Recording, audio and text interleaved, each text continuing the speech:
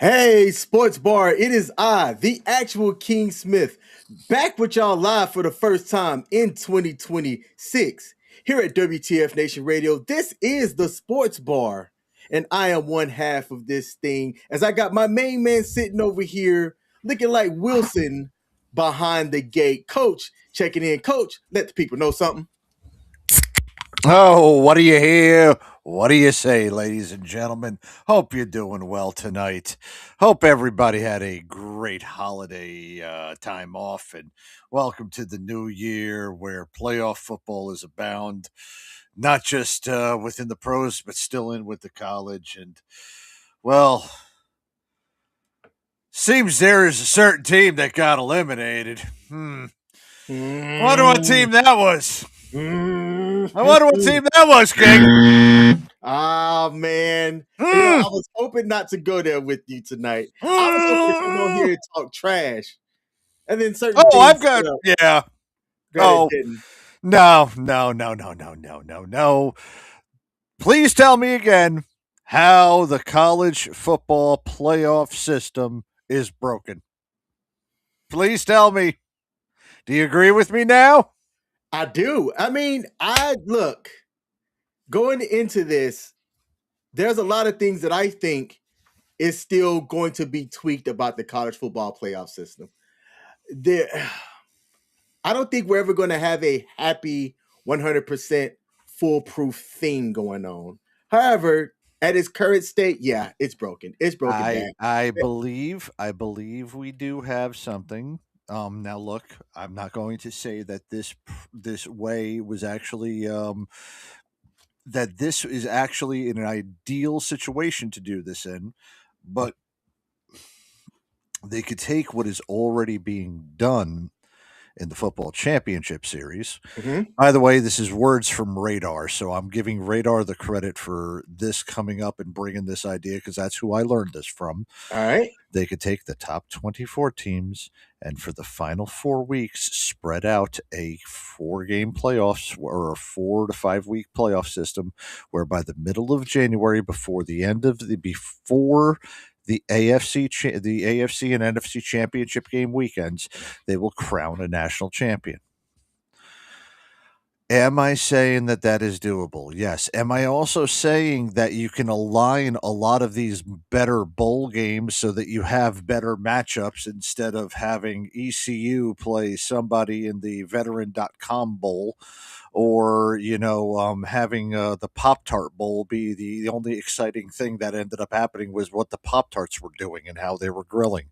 Let's make the Pop Tart Bowl one of these playoff games, okay? That would be lit up, and you would start getting people back into the reception of these bowl games. So there is a better way out there. But money and everything right now, man, college football is a wild west and it needs to be reined in because the product that we are seeing here for the past 2 years in college football and how the transfer portals and the monies and the broadcasting is making more precedents and more decisions based off of that I am telling y'all, the system is broken. It is broken. It needs to be fixed, and I hope some fixing gets done soon because then maybe, I don't know, maybe Notre Dame and Alabama would have met this week, in the semifinals games. Like what possibly could have happened had the corruption of this ridiculous college football playoff and the professionalism of college sports had not run rampant over these past several years. Just saying. Man, I'm not going to disagree with that. And since we're talking about college football, let's just go right into it. And then we're going to, know what? Not pause, because I told somebody who normally don't watch our show that I was going to get this out early. So let's make this announcement and then we're going to come back to that. Gotcha. So we had our WTF Nation Radio Listener League for fantasy football for the NFL. You see why I didn't want to start off with that? Fuck. And look, third place here, you see we say Roll Tide. That was me. I had a strong season this season. And while I made it to the top four, and we did the double week fantasy football, which it was a bit of an oversight, but I won't complain. I had the second highest point total from week 15 and week 16 because I had all of the people that balled out and lost by less than 3 points because the winner of the overall league was the one who turned around and won. Now, had I made it, if ands and whats can eat a can of however the saying Sorry. goes. Had I made it to the championship week, I would have won hands down. Nobody scored anywhere near what I put up in championship week, but I didn't make it. Shout out to the champion, Hurts So Good. Robin, this is Robin's first time playing fantasy football, and that's what tends to happen with people who are first timers. They don't quite know exactly what they're doing, but as long as they're active, they can make that push for the postseason in fantasy. And then from there, all you got to do is just hope that your guys win. So a lot of good things fell into Robin's favor. And Robin is our 2025-2026 fantasy football champion. She is going to win a $50 Amazon gift card as well as a pair of Jordan 1s to her size. So I have her contact information. When I reach out to her and get her information, she will get her prize. Because that's what we do at WTF Nation Radio. Some of the shows give away shit, and you can earn shit by participating. So Mhm. be sure to tune in to our show, plus the other shows here at WTF Nation Radio. We're going to change up the format a little bit going into next football season. Things are going to be a little bit different. It's still going to be free to join, but we're going to make it a little bit participatory. And who knows, maybe we raise the stakes a bit so that you could win some cool shit. But the only way that you're going to know that is if you tune into our shows as we cover that type of information live. We don't have it on the replays or anything like that. But as long as you're following us or the sports bar here at WTF Nation Radio, you'll get that information. Links to all of our platforms are in the description box below. Shout out to Robin. Coach, Man. how did you go from first to worst? Just explain that one real quick, because here's your name down here at the very bottom. 4 and 10, right there. Let me highlight it for the people to see. Explain yourself. Man, oh man, oh man. I'm going to say this. If anybody at the beginning of this football season predicted that Baltimore would not be in the playoffs, that Kansas City would not be in the playoffs, that Drake May would be an MVP candidate, that Sam Darnold would become the second quarterback after Tom Brady to win have back to back seasons with 14 wins. And who would have said that the Carolina Panthers would be playing a home playoff game this season? Okay? And a whole bunch of other oddities would have happened. If you would have told anybody that at the beginning of this year, they would have asked you if you were there smoking peyote. Okay? Let's be as blunt as honest here. I took a lot of known entities, thinking that these known entities would do pretty well given their circumstances because they hadn't given me a reason to think so otherwise. There were a couple games that Lamar Jackson fucked me over because he decided 5 minutes before the game, as I'm starting him, that he is not going to play, leaving me with another person who I didn't think would go all the way downhill with how bad the Raiders went, Mr. Geno Smith, as my backup quarterback. I Mhm. would have been better off with Zach fucking Wilson or whoever else the Jets paraded out. Actually, no, I wouldn't have. That's the sad thing. But I made some bad choices, and AJ Brown went diva on me, and then I stopped him, and then I released him when I lost all desire to do that. And for the last 5 weeks, I have not changed my lineup.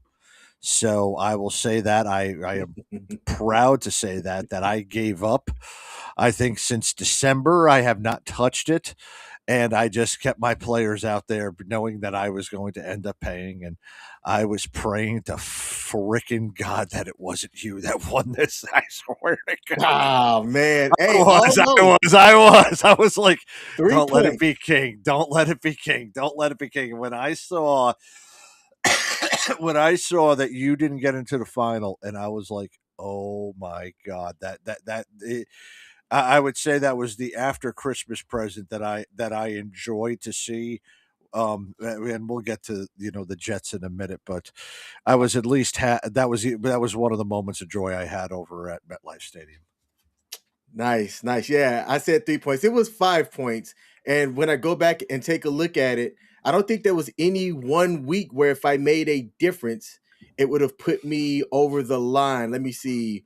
My quarterbacks that week were good. And My you had Drake May, man, and hats off to ah, him for a phenomenal season. I yeah. will say, from what I saw, between him and Stafford will be the MVP. I really do think Drake May, with even being with the 2 speed in the AFC, that gives a little bit of onus. I really think Drake May is the league MVP, and I saw it with my own eyes. Nice. I mean, dude, from a fantasy standpoint, I had a top 3 fantasy quarterback on my team with Drake May. Yeah, I had George Pickens was a top 5 wide receiver. Trey McBride as a tight end 1 was he's 100 yeah, points above tight end 2, and yeah, and his 315 puts him at wide receiver 4 yeah. for fantasy. I So know I had a Trey ridiculous wide receiver McBride. 4. I think I had Trey McBride 2 years ago. I can't remember who I had last year, but man, I swear he is a. I had no. I take that back. I did have Trey McBride last year, and I had Kittle the year before that. But yeah, he is an absolute stud. I hope that Arizona appreciates that who they have back there, and I hope they actually get a decent and competent team together for next year and make a playoff run. Yep, and I had Bijan Robinson, who was RB2. So I had the studs, man. I had him there, but the one week that Trey McBride went under double digit Yeah. points, that's what cost me Yeah. in week 16 And here. And that's where I ended up losing, as he and had you a know, massive 37 points the week before. yeah, and look, it like I said, if you went through a lot of this stuff with this week, this was the hardest that I have ever had to look at as far as who's going to win, who is actually legit. I mean, obviously, yeah, we knew that whoever played the Jets was going to win. So that we knew that, but as far as predicting who was going to be the best, I still thought Buffalo was going to, win the AFC East. But now Josh Allen doesn't have, Joe Burrow to stop him, doesn't have Pat Mahomes in there to stop him. I want to see what he does in this playoffs to elevate and say, yeah, I am one of the elite quarterbacks. So by the way, he doesn't even have Lamar Jackson in there either. So if he's really the best quarterback out of them, I want to see Buffalo, and I want to see them. They have to go to the AFC Championship game. Is where I'm coming from. Speaking of AFC Championship game, let's get right into the playoff picture here. I'm sharing the NFL playoff bracket 2025 from ESPN. The 2 teams that have the bye. Goodness gracious, you couldn't have put money on this and won unless you were just a diehard for that team. The Broncos got the bye out of the AFC. The Seattle Seahawks, let me say that again. The Mhm. Sam Darnold led Seattle Seahawks got the number 1 seed and the bye week out of the NFC. This past weekend with the football games, it couldn't have been scripted any better than what it was, especially out of the AFC. Let's just go right into the heartbreaker moment for me. The Steelers Ravens game that was Sunday night. Oh man. If Tyler I'm Luke, not laughing. I'm not laughing at your misery. I'm uh-huh. laughing because the last thing we said on air, when Hmm. it was you and I on air, was that it's not going to surprise us if the Steelers are going to be 9-7 going into that game, and Baltimore is going to be 8-8, and the winner of that game wins the AFC Central. And we all thought, no, no, it's going to happen. It's going to happen, and I'll be damned, it happened. It We happened. It got called it. flexed to Sunday night, and it was the most watched game going into week 18 of the NFL The playoff script season. writers of the NFL do not disappoint. They do not disappoint at all. And it was a good game. The first through fourth quarter of that game was a lot more interesting than the NFC South rain game that happened to determine who might get into that, because let's just let's switch gears a bit and go over into that. For the Oh yeah, Panthers to yeah. win the NFC South, if they would have won outright against the Buccaneers, it was theirs, right? Mm-hmm. They lost the game, didn't they? And needed the Falcons to win for the Panthers to get the playoff seeding and get a home game as the number 4 team with a worse record than the Rams. Yep.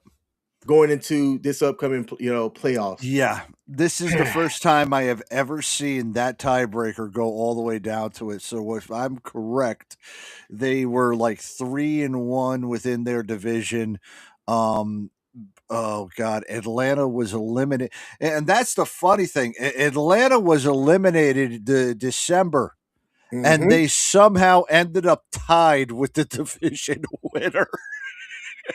And couldn't win the division because of strength of schedule and other things. And then to know that Atlanta's win not only got the strength of schedule, but also got like something else that broke a tiebreaker. I think like the Buccaneers were like 1-3 within division or within common rivals. And then there we go. It was freaking Carolina backed into the playoffs to the absolute bottom. They jetted. They by the skin of their teeth are called barely are a playoff team. 8-9 too. But you know what? God bless them, because they've got the crapshoot game. They've got the Saturday afternoon game that nobody really wants, but they know they got to put that on. It's like, it's the part of the Rocky Marathon where they got to put Rocky 5 on. The time you got to watch over. All right, we've got enough football happening. Let's go to the game that nobody really wants to watch. And there you go, my friends. It's Carolina and a home playoff game with that. The assistant coach, my female assistant coach, is her boyfriend is actually going to be working that game because he works all the games over at Bank of America Stadium. So, at least they gave him an extra week of employment. Now the Saturday night or Saturday games that are going to be played, you got Rams at the Panthers. That's going to be at Fox at 4:30 Eastern, and you've got the Packers playing against the Bears on Amazon Prime at the 8 p.m. Eastern game. That first game, right now, the Rams are favored by 10.5 points. I don't see that being an upset game. How do you think that was going to turn out? I mean, a 10.5 point road favorite.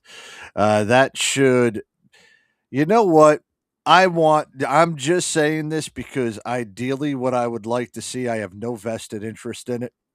Ideally, I would like to see the Carolina Panthers get so pissed off that they're getting disrespected as a home double digit underdog, that they just, play the best football of their careers and somehow win the game 16-13. Okay. Something like that. Look, Okay. I will say this. In 1996 or 1997, can't remember what year it was.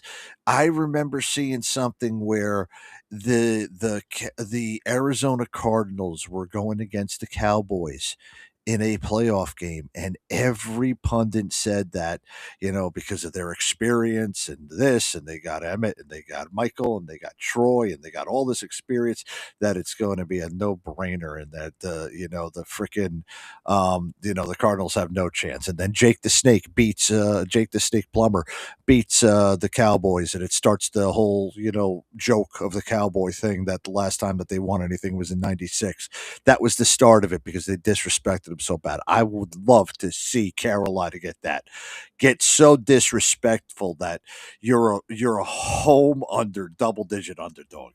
Get pissed off and play the best football you have. So for me, What I'd like to see is I'd like to see Carolina win that one 16-13. What I know is going to end up happening is they're going to fucking lose. All So, right. yeah, You two scores minimum. you've got the other game, Packers versus the Bears. That game during the regular season ended up being 1-for-1 for both teams, in which both games were decided by a touchdown or less. I think that this one is going to go to the in both games, the away team were the ones that came in and had the victory. So with the Packers being away this time, how do you think that the Packers I Bears are going to fare out this time? I actually have something over here. And by the way, we can go ahead and just get rid of this whole thing regarding about this is the Aaron Rodgers, type old Packers. Okay, Jordan Love is not the same as Aaron Rodgers yet, and he hasn't fully kicked up and demonstrated that. This is a prime opportunity for him, but let me say this: there's certain teams that I always get that feeling about because they just get all of those right kicks during the season, and it Mhm. also seems to help them during the postseason as well. Like all the decisions and all the little ways get them right. And I'm going to say this: it reminds it of the 2001 to 2002 New England Patriots, where certain things during the season after Brady got in, all just fell their way for all those wins. Same thing's been happening with Caleb Williams and this Bears team. I think this Bears team is legitimate and they're going to find a way to win and beat the Packers at home, which is saying something regarding this Bears team. It's going to be a big and I'm going to say that even if they don't win, even if they win and don't move past, the next round, this is going to be one of those, hey, here we are, NFL. You're going to start taking us seriously type of games, and I think, the Bears are going to pull it out at home. I Okay. like Caleb Williams in doing that because Caleb Williams has not faltered in the fourth quarter much at all. He's Hmm. brought those teams back. He's helped those teams out. He hasn't had a great statistical season, but he has won and he has put game winning drives together. Okay. We've got 3 games on Sunday starting out at let me take a look, make sure that I'm looking at this right. All right. At 1 Mhm. o'clock Eastern, you've got the Bills on the road played against the Jacksonville Jaguars. And Yeah. y'all heard me say that, right? The Buffalo Bills are favored by a point and a half. This is the game that I think will be the first upset of the playoffs, as I'm going to take Jacksonville at home. Duval. What say you, coach? Trevor Lawrence is playing a lot better now than he was at the beginning of the season, and probably best that I have seen him play. There was a couple years ago when they did that little playoff push, and he had that great game in the first round of the playoffs, had a great second half after a terrible first half. We've seen him be streaky and inconsistent, but for the last half of this season, he has been phenomenally consistent. Trevor Lawrence is now living up to that part, of being such a high draft pick, a number one pick. And look at it too. Sam Darnold was a number three pick, and now he's finally getting into it. Maybe a little bit more time of development for some of these quarterbacks that we thought were going to be good was necessary. Trevor Lawrence is looking like he's got to step up out of there. But this is where I'm coming from as far as Josh Allen. Josh Allen, you won the MVP last year. This is Josh Allen's clearest path to the Super Bowl. And it would be great to open up that new stadium by hanging a Super Bowl banner, Josh. It would Hmm. be. Hmm. This is going to be a dogfight of a game, an absolute dogfight. Mm, But mm, the Jaguar defense is something that not a lot of people have spoken about. nope. They have been very respectable this year. All right. And they have been great against the pass, but they've also been great against the run, and Buffalo has a great run. So I'm giving that one a wash, and I'm kind of putting it out for that. By the skin of their teeth, Jacksonville is going to win it at home. Yeah, that's how I've got it. I say it's a by the skin of the teeth game that's not going to be decided until the fourth quarter, and you're talking about the last drive in the fourth quarter. Yes, yes, that's where I'm coming from. We're gonna have a late field goal and maybe a goal line stop with, or not a goal line stop, a 4 and out, desperation with the Bills or something like that. But yeah, that game's gonna be decided in the last 2 minutes. Okay. Next game up in that same day on Sunday at 4:30 on Fox, you've got the 49ers traveling to Philly to play for the NFC wild card. Ooh. And Philly's favorite to win by 4.5 points. My take on this game, I think the 49ers are playing good football coming in December, going into January.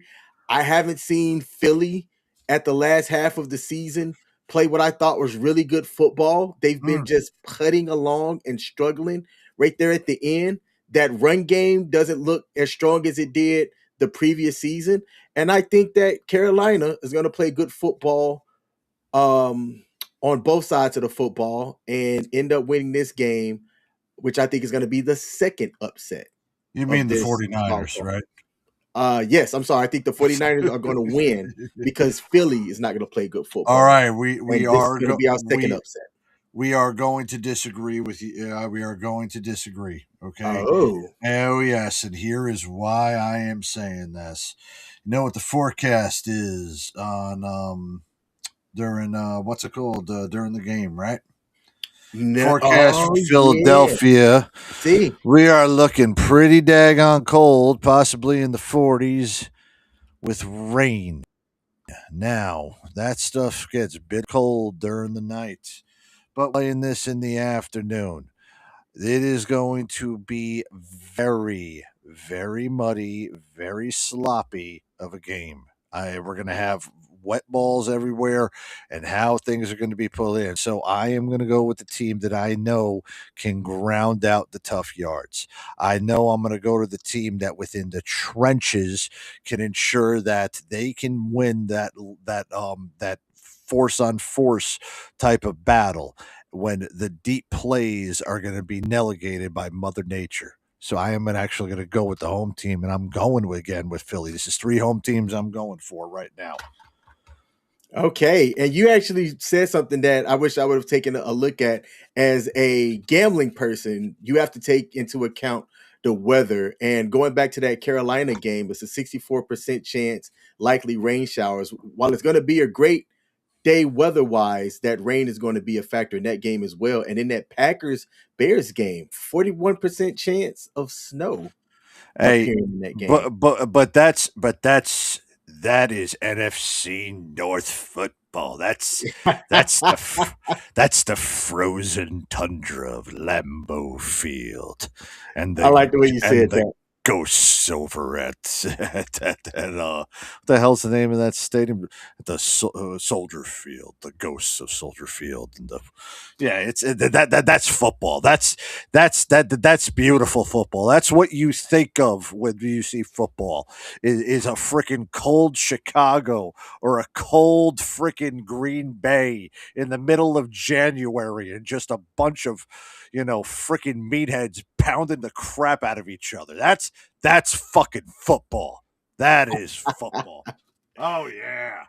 Tell me Last that's not game. football. No, no. Hey, that's football, Yeah. brother. I'm with you on that. The last game on Sunday is the Chargers traveling to New England. New England's favored by 3.5 points. That game is going to be at 8 p.m. Eastern on NBC/Peacock. I got the Patriots winning that game. The Chargers just have been disjointed to me all season this season. But they did earn a wild card spot, being 11-6, playing in an okay AFC conference and a very different AFC West that doesn't see the Chiefs making the playoffs. So Yeah. yeah, I just don't think that the Chargers have a chance against New England, All who's right. been playing lights out fundamental football So all King, season. so King, you heard about I told, and you know about this a little bit. I'm part of the audience.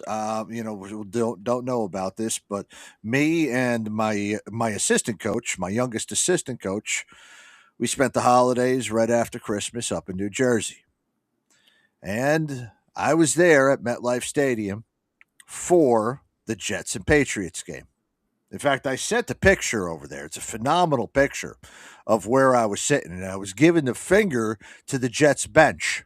Okay, because at that point it was 21-0, and it was 3 and outs, and the Patriots. Well, let's just say this: Drake May was getting MVP chance from my entire not section, my entire sideline, and I was over on the end zone. So the entire end zone section was filled with Patriots fans chanting MVP for Drake May. And as the New York Jets played what I consider one of the worst football games ever played, definitely the worst football I have ever seen an NFL team play, Drake May had 5 touchdowns. And I saw with my own eyes this year's NFL MVP, and it is Drake May. And it pains me to say this, that the Patriots are a legitimate threat, but you are going to see this on that Monday night game, because San Diego is not going 3,000 miles up to Foxborough with any chance whatsoever to actually go ahead and go up against this Pats team. Look, this Pats team right there whipped up on the Jets and was doing so in the same way that, uh, let's call it that way. It was a tune-up game. This was like Alabama scheduling, St. Mary's College of the Nuns, right before they were about to go play Auburn. This is a tune-up game to make sure that they've got all the plays right, that all of their good players are rested up and good to go for that one. That's what they did to the Jets, and they're going to do the same thing to the Chargers, because the Chargers, like I said, are traveling across the fucking country for a road playoff game against this year's MVP. It's going to be a fucking massacre on Sunday night. It's going to be, you know what? The only person who's not going to enjoy this is going to be Nicholas Madero, because he's going to be freaking he's still traumatized by watching the fucking Jets. That's how bad that one is. You know what? The worst thing you could ever do to make sure, if you ever wanted to torture somebody and get all of the nuclear secrets. In fact, let's capture Putin and let's get him right to a Jets game and make him watch the New York Jets play football. We will get every freaking nuclear warhead completely shoveled off. That is torture beyond all belief. And I saw how the Patriots tortured him, and the Patriots are going. Here's my first thing right here. I don't know how it lines up after the second round. If I'm looking at it, it will be the Jags and the Patriots. Patriots are definitely going to the AFC Championship game. There's my lock guarantee. He said he guarantees it. Yeah. All right. The last game on Monday, and then we've got 2 things to talk about in the NFL. Mm-hmm. I'll go with mine's first, and then I'll leave you the floor to talk about something. Steelers, Texans. I don't think that the Steelers have what it takes to beat this Texans team. I think that the Texans have flown under the radar this year. They've played in one of the worst. I mean, they're playing in the AFC South, right? Yeah. And that's the same conference that saw the Colts start like 8-2 this season, and then just lose like 7 of their last 8 or 9 games to finish out the year. And the Tennessee Titans and the Cam Ward experiment, I mean, they were just absolute trash. So the Texans sat at 12-5. They went 5-1 in their division. Again, having played the Colts twice and the Texans twice, and 10-2 in the conference. They also put up, let's see, they're not they're at top 10 in points scored as well. No, they're at the bottom. But their defense, they're 295 against, which only, let's see, one other team was better than them, and that was the Seahawks at 292. And everybody else was at 300 points or above. So they played good defense down there. Not a lot of people are talking about that. But I think that the Texans are going to beat the Aaron Rodgers led Pittsburgh Steelers, whose offense doesn't have an identity. And we're going to see if Aaron Rodgers comes back and plays another season. What say you? I'm not worried if Aaron Rodgers is going to play another season. My question is this: if he loses, is Mike Tomlin also let go? Hmm. Hmm. I Okay. think Rodgers is done after this season. I really do believe that Rodgers is done. He's going to go gung ho in the playoffs, but I don't know if his gung ho has got up enough yet because he had in the NFL completed the smallest yards or the least yards per pass. That's a stat that, remember when we were talking about the decline of Tom Brady and the decline of Peyton Manning in their last seasons. That is Mm-hmm. the same exact type of decline and same type of passing that you are seeing with Aaron Rodgers this season. So I am going to say that this is his last season out there because he's not going to be able to take screen passes much more after this. My feeling with your said defense is that it's going to end up getting to Aaron Rodgers pretty well. He's not going to be able to commit a lot of the short passes and need to rely on the running game. And I do believe that this is going to be another home victory for Texas, which brings up that question. And I think I know where you were about to go with this next segment up here is what would happen to Tomlin? And that is where I think if Tomlin drops, possible other shoes may drop around the NFL. Mm. Because, and I have a graphic up here that shows what would have happened with the Yep. coaches had it occurred. And Tyler Loop missed the kick, which sent the Baltimore Ravens packing, and Aaron Rodgers and the Pittsburgh Steelers into the playoffs, and Mike Tomlin another year. Now, there wasn't Mm. any rumblings about Coach Harbaugh had they not made the postseason. So to me, the surprise was the announcement that the Ravens are moving on from him. Now, Coach Harbaugh has had some great seasons with his team, but what people were saying on the streets was that this team, even though Lamar Jackson got hurt, they were talented on both sides of the football. But it didn't show in the games and how this season was. And for as talented as Lamar Jackson is, and we saw that in the game, people were saying that there's no way that he could win a Super Bowl with this type of a coach. That team is going to need a different approach with the talent that they have in order to win. So who do you think would be the good fit for what this team has now to try to take the Ravens into getting them 3 championships in 25 years? I'm going to bring this to baseball first because we haven't spoken about that, and thank God we haven't.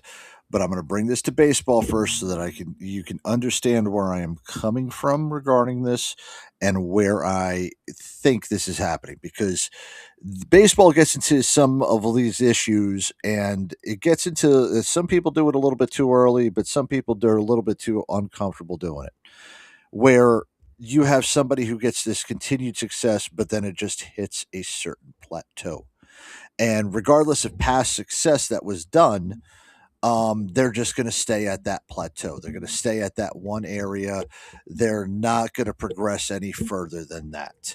And you can see where there is declines, small declines, not at the part where you are uncompetitive declines, like you've gone from Kansas City, who, lost gets the Super Bowl to now being 6-10. That is a dramatic slide. This is one of those subtle ones where very, very slowly, over years, you come to realize that this is the highest that we can achieve, and we can't get any higher unless we make a change. But if we make that change, we may go all the way down here. But being up here is also better than 80% of the league. So do you contain that continued success rate, and do you continue that, or do you upset the apple crate and do something drastic to hopefully see an improvement by a change of scenery? Baseball does it all the time. Joe Torre, Bobby Cox with the Atlanta Braves. I'm seeing it with Aaron Boone. Motherfucker hasn't won a single World Series, yet he's at this level right there, and the Yankees can't progress to World Series champions. And I will say this till the day that I die, Aaron Boone will not win a World Series with the New York Yankees. And that is the way that I believe certain coaching positions are, that you have reached that plateau, and you are so comfortable with being at that plateau that you know that you have to make the change, but you're willing to take that risk. And Baltimore is willing to take that risk right now because they have been at that plateau. They can't get any better than what they had. I think, and you have to think about this. Both of these organizations are well run, where they do not like change within their leadership, within their structure, and within their organization. But I think the Steelers are also at that same part with Mike Tomlin. I think they're at that part with Mike Tomlin because it's now been equally as long and longer, in fact, than Coach Harbaugh. Longer. Their last Super Bowl victory was 2 decades ago. Okay, it wasn't a decade ago. It was almost 2 decades ago. We are, so where I'm coming from is that if Pittsburgh sees that that Baltimore is making a change, maybe right now, after another loss within the first round of the playoffs, Pittsburgh sees that same thing where we're not getting past anything of this level, and we can't be champions unless we make a change. And I believe that they take a change as well. But I also think that there should be the funniest fucking thing to happen, period. Why is that? I think that Mike Tomlin should be the next head coach for the Baltimore Ravens. And Yeah. I think that John Harbaugh should be the next head coach for the Pittsburgh Steelers. Just let them fight between each other. I swear to God, it would be the funniest fucking thing and possibly the best thing, because maybe we can see if the grass is greener or they're just going to continue to fight to the death between each other. Wow. Interesting. I like there's a storyline in that. There's a storyline in that. And you can even take it one more step further. With the Browns firing their head coach, what if all three of them stay in the same division and swap teams? All right, look, no, because you're giving Stefanski.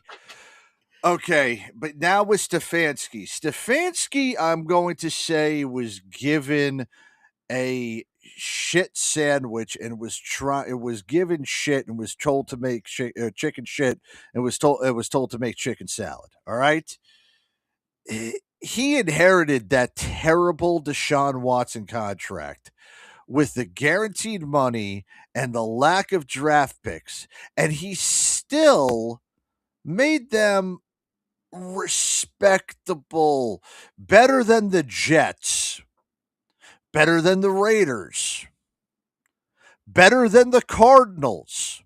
Mm-hmm. I know that that's not a high level, but for the Browns, it is. You didn't make, the types of gains that you wanted, but Stefanski is a little bit better of a coach than a lot of people recognize. Yeah, he's a two-time I I coach of the think year. I think he will definitely get another shot. I don't think that his firing had much to do with it. I felt he felt on the sword over there. And if anything, I'm not going to say anything bad about I, I'm not going to eat my words, okay? Because there's been better things that have happened. And look, a lot of the stuff that he put up good numbers in were in losses. But a tip of the cap to Shador Sanders for doing a little bit better than what we had thought. Not as successful. You weren't a world turner, but you were better than every freaking quarterback on the New York Jets. When that's saying something, okay? That's saying something. So if that had to do with Stefanski as well, then good for him. Then that means he can get another shot within the NFL. Maybe with the New York Giants. But I will say, John Harbaugh should be fucking target number one for every team that is looking for an NFL head coach, I'm which gonna the New say, York Jets should be fucking doing. you want to know who my top candidate is? Who I would absolutely give an organ away to be hired as the head coach of the Baltimore Ravens? Who's that? Recently let go former Cardinals head coach Cliff Kingsbury. He was just recently let go Yeah. right down the road by the Washington Commanders. And I loved his style of offense. And I think with the players and the talent that they have, and I think Mark Andrews might be not a good fit for a Cliff Kingsbury offense. But with the rest of that team, Derrick Henry, all-world quarterback Yeah. Lamar Jackson, Zay, I think that they've got something there that And could help restore and that Ravens and team I to really glory. and I also think that the Ravens didn't make this change if they don't have somebody already in mind. Mhm. The way the organization has been ever since Ozzie Newsome was the president, ever since he came aboard, really reminds me of the ways I really respect the way the organization makes their decisions. Their player decisions, their coaching decisions, their front office decisions. I respect that organization. So I believe that they did their diligence to say, yeah, I think we would be better with one of these coaches. And I hope Cliff Kingsbury is one of those candidates that they have. But I think that we will know soon after the Super Bowl when it becomes, people getting hired for these positions. We will know what Baltimore had their sights on from day one because whomever they hire was the person that they had in mind, and that is one of the best coaching jobs that you can have in the NFL that's open right now. Yeah, and look, I'll say this, and then I'll give you the floor. The Harbaugh won with Joe Flacco in 2013, but could not get it done with Lamar over the last couple of years. So I think it was time, and I'm really excited to see who, come on, Kingsbury, the Ravens decide to bring in. Now, Coach, I'm going to take Harbaugh off of the screen right here. Mm-hmm. It seems like it's appropriate for you to have the floor and tell me how awesome your Jets were this season. So, Coach, take it away. When I'm done, I want you to take a look at one of those pictures that mom just sent over onto the team chat and try to pull that up just when I'm done because I think that's a funny thing we can end with. All right. But, the funny way that it could be ended was losing in the closing of a stadium, Highmark Stadium, which used to be Ralph Wilson Field, I believe, or whatever it was, up in a Pro Player Park, or I don't remember what the hell it was, up in Buffalo. The Buffalo Bills closed Highmark Park, and they beat the Jets 35-8. At least the Jets weren't shut out, you know? That's one thing the Jets can say, that they weren't shut out this entire year.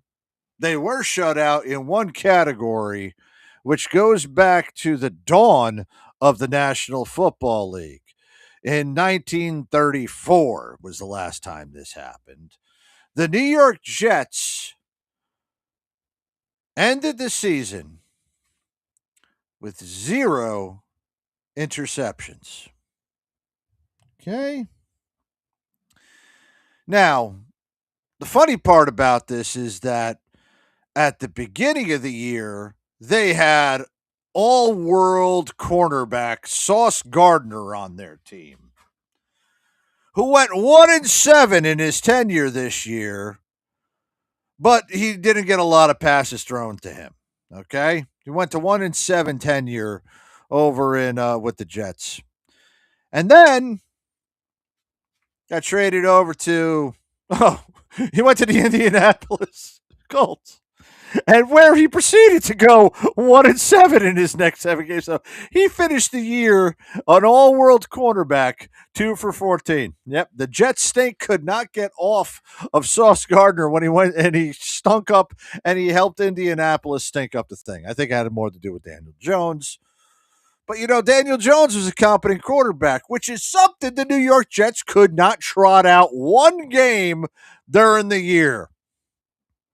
We laugh and say that this is Aaron Rodgers' last year, but it should have been over in Jets green. But no, new head coach and Rich Kotite disciple Aaron Glenn was brought over here and actually said, no, we don't want you on this team. So he signs with Pittsburgh, beats you week 1, makes you look like a fool, and then limps into the playoffs. Something the New York Jets have not seen since the days of Rex Ryan and Mark Sanchez.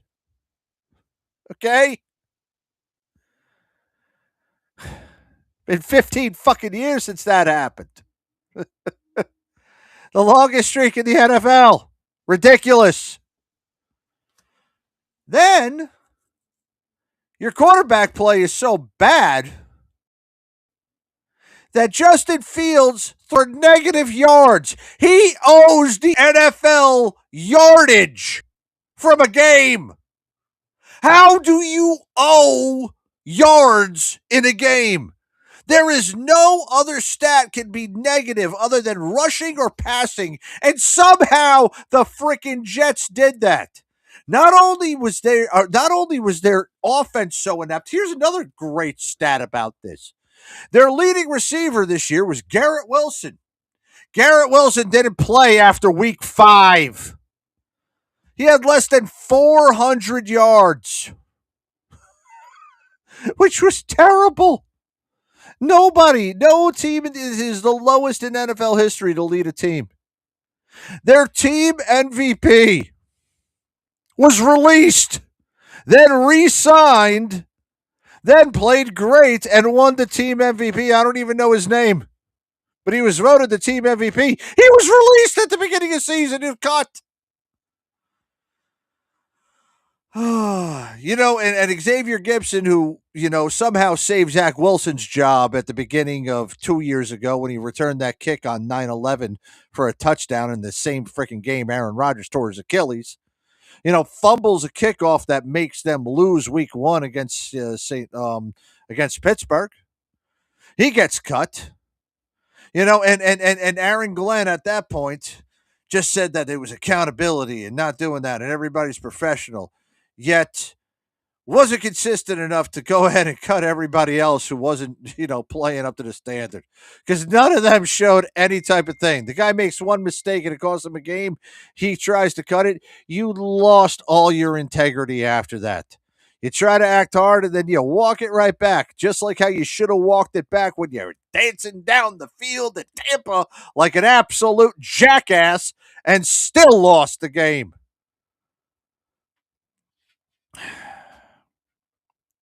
And then it brings me to the last part of the month. That That's even worse. You let up the most points in NFL history.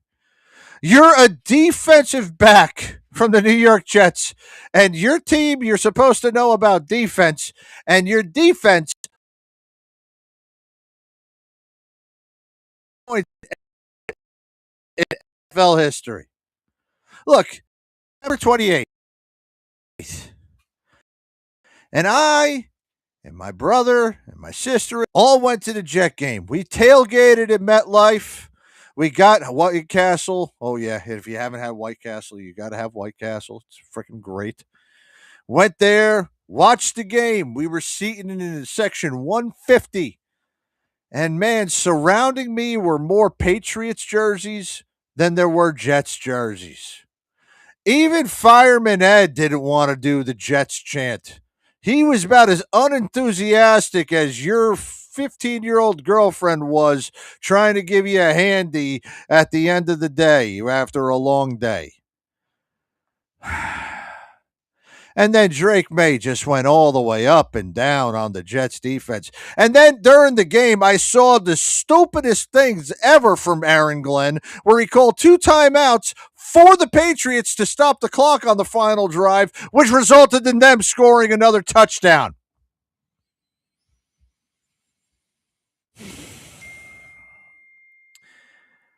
I thought that when the Jets went 1-15 in Keyshawn Johnson's first year, Rich Cote last year, that was absolute rock bottom, that I would never see a team as bad as that. And in 2020,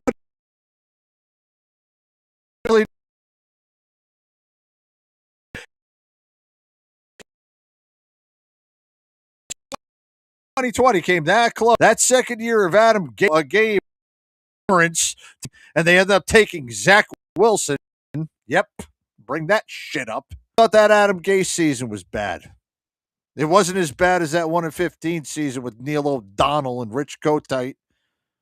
That was a horror show. But then I saw this season, and I swear to God, the record may not show it, but that was the worst football I have seen since then. There have been worse records in Jets history, but the team and the talent is looking like it did in 1994 and 1995 when they went 3-13 underneath Rich Kotite. And I am afraid to say this, but know it's going to be true. With the second pick in the draft, they're going to get somebody great, and they're going to somehow fuck that whole thing up. And next season, they're going to go 1-16 and have the number 1 pick in the draft, and they're going to have to fire Aaron Glenn. Instead of firing him already, because we know that he's going to be bad next year, you should have just tried to fire him so you can try to go for Jim Harbaugh, or John Harbaugh, not Jim, excuse me. If you get Jim, even freaking better. But man, oh man, this is a poverty franchise with a Nepo baby owner in Woody Johnson, who needs to go back to be in England, and his kids need to get the heck away from daddy's, play toy thing. And if you guys don't know, he's Johnson and Johnson. He's one of the family heirs on that. He's grown up with a silver spoon shoved in his mouth right up all their kids' asses. None of them know anything. They're all Nepo babies, just like James Dolan and the rest of the daggone ownership in New York sports. They don't know diddly crap. They don't know how to run anything whatsoever. The culture starts at the top with them, and they have no idea how to run a team. They have no idea how to cultivate the winning culture, and they're just going to continue to make stupid mistakes and make them and just aggravate this entire fan base. I have heard from more Jet fans saying that they are not renewing their season tickets and that the only joy that they have gotten was watching the NFL Red Zone channel. Well, 2026-27 season. Now the ramp is on, yes. The 26-27 season, it's going to be even harder to watch the Jets because we don't even know where the Red Zone channel is going to be. ESPN's taking it over. Maybe we're going to need to get ESPN Plus to watch the damn Red Zone channel. And Madonna, you're watching that over there for some reason. You know what? We're gonna watch. You're gonna be watching the Jets just because I think somehow Donald Trump is also a Jet fan.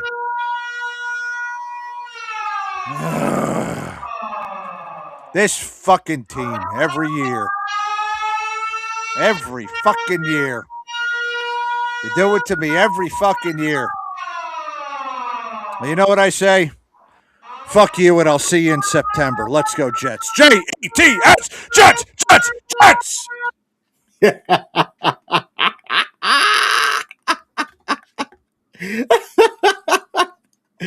Oh man. All right. Let me see. I gotta get myself right here. Let me take myself off and come back on. It is true, though. You know, freaking Maduro is stuck watching all this Jet stuff, and I feel bad for him. I truly do. Oh man, so that is our NFL update. Y'all let me know if y'all can hear that sound effect because I think Coach could hear the klaxon alarm going off. I've been waiting for that one. I heard it. I heard it. All right. Let's get into the last thing for the day, and we're gonna keep it simple for our first stream back. The college football playoffs is still going on. All of the bowl games, I think the bowl games have played out, right? The bowl games are The bowl done. games are over. It's all playoff games now. Yes. Yep. So for the remaining games here, we have our semifinal games in which you have the number one team still in it playing against Oregon. That game is on the 9th at 7:30 on ESPN. Right now, Indiana's favored by 3.5 points. Oregon has had what I think has been the easier route getting to the semi-finals game. They started with James Madison, but they put 51 points against them. Okay. And then the surprise going into Texas Tech and winning 23-0. Yeah, I was a little surprised by that, but I'm also coming up with the absolute crapshoot of how this entire playoffs has been going. Teams that should have been in or performing as poorly. Teams that shouldn't have been in, we knew that were performing poorly, but those that we thought with national championships, the only one that ended up having the advantage was Indiana. Indiana. And it's happened down there 7 out of the last 8. We don't even get the true regular season champions due to the elongated break. And it's an absolute ridiculous, set of circumstances that's happening. And but anyway, that's all that I know. You guys know how I feel about that. I'm all right with that, though. So that being said, I am going to say this. I don't know how it's going to happen, but it sounds so weird. Indiana is going to end up being the national champion. Oh, Mendoza is playing so good right now that he's on one of those roles like Burrow was, like Cam was. That's how I'm seeing his season happening right now. So I am going to give it to Mendoza this season. He's going to be riding that Heisman. He's going to be riding that number one player, within college football. And I think that they are going to win the national championship. And one of the weirdest things ever, because I don't think anybody would have ever thought Indiana of all things. I don't think anybody thought 1 second about Indiana. And now Indiana is going to be the national champion. interesting. Okay. Yep. Hey, can you physically do push-ups? I know, yes, I can. As an old crusty vet. Yes. Why don't we put 10 push-ups on this game? All right. I've got Oregon winning this one and going on to play in the championship game. And I think that for the Fiesta Bowl tomorrow, I think you and I both have Miami coming out of this game. So for me, I said Miami was going to be going back home and playing against Oregon for the championship game. And you've got Miami against Indiana. So number 1 I do. versus number 10. Yes, okay. I do. That's where I'm going to go with this. Miami against Indiana. Okay. All right. So y'all saw it here. Coach and I have 10 push-ups on this game as I'm going to take the Oregon Ducks over Indiana. And Coach has Indiana winning it all. Now, if Oregon goes on and beats Indiana and plays against who I think is going to win out of that Fiesta Bowl, the Miami Hurricanes, I think Miami's going to be the one that wins this thing coming into the playoff as a 10 ranked team. And did anybody have that ever? And this is the absurdity of this. Who was their conference champion? Out of the ACC? Yeah. I can't even remember. So let's Duke. take a look. Duke. Duke was the ACC conference champion? Get out of here. I kid you not. They won the ACC championship. I mean, that's where we are, ladies and gentlemen. The national championship was nowhere near that game. Duke was the national champion. That was the doesn't ACC seem champion. right. Yeah, it doesn't seem right, but that is going to be the freaking undeniable fact of why I say daggone the college football playoffs are an absolute farce. Okay. Can't tell me that's not nuts. Yeah, that's right. It that was Duke, is. Virginia. I'm looking at it now. Wow. Yeah. Yep. Huh. That's where we're coming from. Just saying that right there.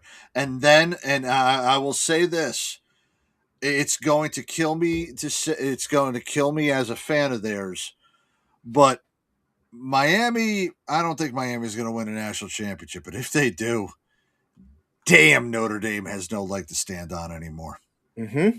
Yep, it's going to be bad. They will not have a leg to stand on once again. And yeah, I feel bad for them. But yeah, but anyway, like I said, I do think that Indiana is going to be national champion. So there we go. Okay. I saw something that was interesting here. All four head coaches have Mhm. something in common that are remaining for the college playoffs. Do you They're know white. what that is? They're white. Besides them being white, which I don't know if you would. I don't know if you would Shit, count I pistol just ball. guessed. I didn't even know. I mean, I don't know if you would count pistol ball though for Miami. Do you want to take a stab? They will all be coaching for their first national championship if they get to it. Oh, I actually think that might be true. But okay. yeah, Okay. like that actually might be true because this is Kirk Cignetti's like second year as a major program. Yeah, and head I'm coach. thinking I don't think any of the other teams, as far as what the coaches of the other teams, I don't think any of them have been this on they might have been an assistant on a coaching staff, but I don't think they've ever been as this close to within any of these four of these games. But anyway, I know that's not what it is, but what is it, buddy? Just like Bill Belichick has a coaching tree, Mm-hmm. they were all assistants under Coach Saban, former assistant under Coach Nick Saban at Alabama. Coach Cignetti Shit. was Saban's wide receivers coach and recruiting coordinator from 2007 to 2011. Dan Lanning from Oregon worked as a graduate assistant under Saban in 2015 before his rise as a defensive coordinator and now head coach. Mario Cristobal, the coach of Miami, served as Saban as an associate head coach, offensive line coach, and a recruiting coordinator from 2013 to 2016. And Pete Golding spent some time with Saban at Alabama a few years back and was one of the people that left when and got the Ole Miss when their former head coach, who is now going to be coaching down at LSU, had also left. Kiffin. Kiffin, yep. Yeah. So yeah, all former head coaches. Nick Saban coaching tree. I can't. I remember, just thinking like, all right, Nick Saban's an up and coming coach. Nick Saban was national champion at LSU. Nick Saban barely got out of Miami with still some credibility. And when Nick Saban went to Alabama and transformed it, I never thought that would happen. But to think about his coaching tree now being part of that legacy, that's when you're hitting with one of the all-time greats, when you have that coaching tree, That's an awesome thing right there, and I'm glad that's a great legacy that Coach Saban's got on. Awesome for him. All right. Now, let me stop screen sharing here and want to give a shout out to all, let's see, 130 people that are tuning in live right now. We appreciate the love that Thank y'all you are showing us all. here at WTF Nation Radio. We are wrapping up here as we are at the end of our first show at 2026. Again, shout out to Hurt So Good, aka Robin, for winning our fantasy football league championship. I have Robin's information and I'm going to reach out to her to get her information so that we can send her her prize here. Let me take a look at the calendar here. Is Radar going to be going live tonight for this No, radar championship? radar I believe is no showing tonight. Okay, so we have a no show tonight, and there will not be a smoke pit tonight here at WTF Nation Radio. We have, let me see if David Cunningham is on. Does David Cunningham usually give us some really good words of encouragement here to wrap up the show? I don't think that he's on. So with that being said, Coach, um, wrap us up here for tonight and take us into next week's show. Oh, well, we now begin 2026 with the ending of our football season and wondering what the rest of the year is going to look like. Well, we do have the Winter Olympics coming up, which, King, I know it's inherently racist because the only thing that's black at the Winter Olympics is the puck, and they smack that around. So let's. I will never get old on that joke, but we got the Winter Olympics coming. The NBA season is not turning out as good as I thought it would. The Knicks are in the middle of a 4-game losing streak right now, but I also see that baseball's off to another slow start as well because a lot of the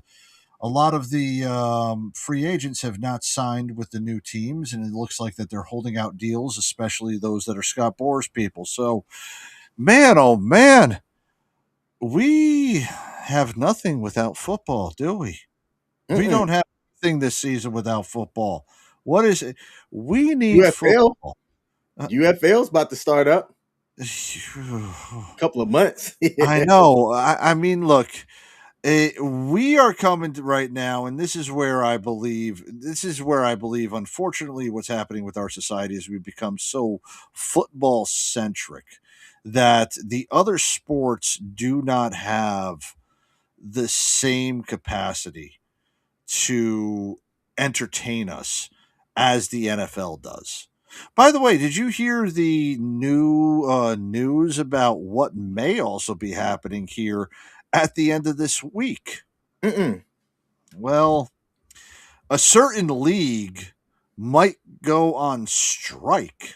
The WNBA, yes, I did hear that. I mean, look, I thought it was a I rumor. know I know that we're digging to the bottom of the barrel if we really have to watch the WNBA for entertainment. But man, oh man, that might be the most compelling off the court drama that happens this year. By the way, just so you know, and this is the state of our sports right now. At the moment, current all right, so really baseball is more now known for the stuff that is going on off the field and the impending nuclear year of 2027 where they don't have a collective bargaining agreement and they're trying to de-escalate the increasing ridiculous contracts that the Dodgers are sending out. We've got the WNBA possibly striking for more money and opening themselves up for ridicule more than they are going to get support. They're going to Hmm. be ridiculed more than they're going to be supported, especially if they strike, because the strike means the players are not playing while the owners are willing to negotiate for them. It makes the players look greedy. That's why the 1994 baseball strike that canceled the World Series was worse on the players because it wasn't that they were locked out like the NHL was from 2004 to 2005. The players said they weren't going to play because it was unfair. So if the WNBA strikes, it's going to be on the players. And that's the thing, is that we're at a point in our sports that stuff that happens off the field is more entertaining now. NASCAR just went through an entire court session where Michael Jordan took them to court, and they were forced to settle with all of the teams and give them all of what they were asking for, after major sponsors wrote public letters saying that they were ashamed of what NASCAR has become and what the leadership was doing with the France family and their greedy practices that they've been doing. That's what all the talk around NASCAR has been, and all of motorsport. In fact, motorsport right now has become less exciting because in 2026, F1 goes behind a paywall. You have to have Apple TV in order to watch it. And another thing happens during 2026 is that more of our sports are going to go to these streaming devices. The company that owns Bally Sports Network, they are very close to being bankrupt again. If they are bankrupt again, that leaves nine NBA teams and 13 NHL teams without a regional sports network to broadcast their home games on and their away games on. We are coming to the part where a streaming service is going to be necessary for each of these leagues. And within 5 years, we're going to start becoming part where we're going to have to pay to watch our other favorite sports other than football. And thank God they have a national broadcast and have a, well, I'll say this, at law, it's written as a national broadcast, which thank God it is, because if not, we would be worrying about what is going on outside of the NFL's gridiron than we are what's going on inside. Yeah, and can't recall if you said it or not, but the NASCAR commissioner yesterday announced that he's stepping down. Yep, And and he, during the court investigation, he was the secret or text messages that were sent out were showed in court, where he was disparaging several team owners as dumb rednecks or needs to get the hell out of the sport. yep, Yep. those texts were interesting. And in the statement, Steve Phelps said, "As a lifelong race fan, it gives me immense pride to have served as NASCAR's first commissioner and to lead our great sport through many incredible challenges, opportunities, and firsts over my 20 years. Our sport is built on the passion of our fans, the dedication of our teams and partners, and the commitment of our wonderful employees. It has been an honor to help synthesize the enthusiasm of long-standing NASCAR stakeholders with that of new entrants to our ecosystem, such as media partners, auto manufacturers, track operators, and incredible racing talent." So he's going to leave the company at the end of this month, in front of the start of the season. And I don't think that there's been a named successor as of yet. But There, the there NASCAR chairman and CEO, Jim France, came out and said that Steve will be remembered as NASCAR's most impactful, as one of NASCAR's most impactful leaders. he did make several changes for them for adjustments, and was behind several, kind of key things that happened with them. Yeah, and a lot of people forget that NASCAR was the first full-time sport to come back from the COVID restrictions. So that was always something pretty impressive, where they were able to give the fans something, during the entire thing. And even though it interrupted it, they were able to, provide they were able to provide their fans, a competitive season won by Chase Elliott during that year. So I applaud him for that. But man, the more you hear about how NASCAR operates, the more you realize that they are, well, I'll just say this: I have lost a lot of respect for the owners of NASCAR, the family run organization of the France family. And I can see why we are so bad right now with a lot of the things that we have. And that's mainly because of nepotism. And it's a great thing for us to want to leave stuff to our kids, but we also have to make sure that our kids understand what they are getting and its importance and look at it in a way that helps out everybody, not just themselves. Because nepotism runs absolutely rampant throughout sports, throughout other fields. Mhm. That's what's messing up a lot of it, is because those people should not be making decisions just based off of them having a last name of the founding fathers. Yep. The other interesting thing that came out of those messages were the salary that he made as president Yep. and commissioner. And it was, he earned an estimated with bonuses, half of his salary, or his salary was around 2.5 million annual, and his bonuses were up to 2.5, which he earned. And he netted $5 million in the previous year. Hey, And maybe he'll go to the PGA. At one point, his name was, according to the court documentation, that he was up for commissioner of the PGA at one point. So maybe he lands on his feet over there, and I don't know, goes on the PGA tour with Tiger Woods or whomever. But yeah, that's but whatever he wants to do, let him do it. all right. Well, we're going to end our show showcasing our and a message from our illustrious station manager and host of Pop Culture Warrior here at WTF Nation Radio. This is our station manager leaving y'all with a message that says, "Do you have a moment to talk about our cult, WTF Nation Radio?" Ah, God Almighty!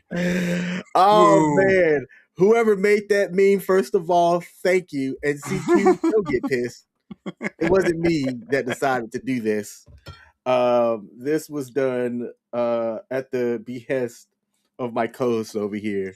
I So yeah, mean, look, I think he knows where that came from, because if you check your emails, you would I have know, seen it this week. I know exactly where it came from. It's always funny when I see that on email.